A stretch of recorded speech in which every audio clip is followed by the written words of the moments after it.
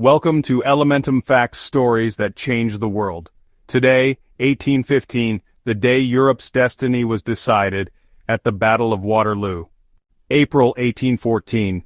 For 10 years Napoleon Bonaparte has dominated Europe. Now defeated, he is exiled to the tiny island of Elba. France is handed back to King Louis XIII, but the Bourbon monarchy is unpopular. Its return awakens bitter memories of corruption and excess. Rumors spread. If Napoleon were to return, the people would follow him once more. March 1815. Napoleon lands in France with a handful of men. Troops sent to arrest him join him instead. Within days, France rallies to the emperor. In Vienna, Europe's rulers are shocked. They declare Napoleon an outlaw and mobilize their armies. Napoleon knows he must strike first before the Allies unite. His target, the Allied armies in Belgium, the Prussians under Blücher, the Anglo-Allied army under the Duke of Wellington. Together they outnumber him. Apart, he can defeat them. June 16th, at Quatre Bras, Marshal Ney clashes with Wellington. After fierce fighting, the Allies hold the crossroads. That same day, Napoleon himself attacks Blücher at Ligny. It is a brutal victory for France. Blücher is thrown from his horse, nearly captured. But the Prussian army retreats intact. Napoleon sends Marshal Grouchy to pursue them, a decision that will prove costly. Wellington falls back to a ridge near the village of Waterloo, his flanks anchored on 3 strong farmhouses, Hougoumont, La Haye-Saint, Papelotte. It is a near-perfect defensive position, if the Prussians arrive in time. June 18th. Rain has soaked the ground. Napoleon delays his attack until the sun dries the fields, losing precious hours. At 11 a.m., French troops assault Hougoumont.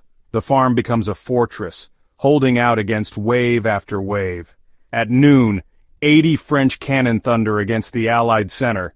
French infantry advance only to be smashed by British heavy cavalry. 2 French eagles are captured.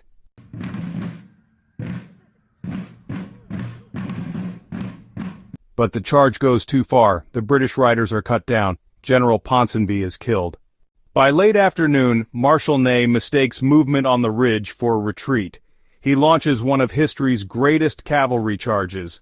Hundreds of squadrons thunder uphill, but Wellington's infantry stand firm, formed in hollow squares. French horsemen circle and fall, unable to break through. Without infantry or artillery support, Ney's gamble bleeds the French army white. Then, the Prussians arrive. First skirmishers, then whole corps. They storm into the village of Plancenoit, threatening Napoleon's flank. The emperor must send his last reserves to hold them back, but the tide is turning. Evening. Napoleon plays his final card, the Imperial Guard. 3,000 veterans, feared across Europe, march towards Wellington's center. The Allies rise to meet them. A storm of musket fire tears into the Guard. They falter, then retreat. For the first time in history, the Guard is broken. Panic spreads. If even the Guard runs, all is lost. The French army disintegrates. Only fragments of the old Guard fight on, dying where they stand. Napoleon flees.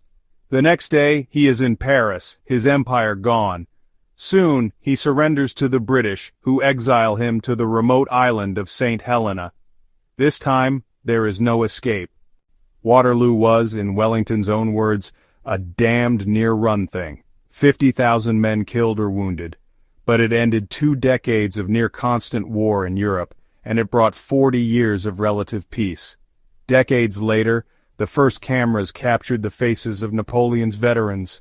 Old men now, but once, they had stood on that fateful field.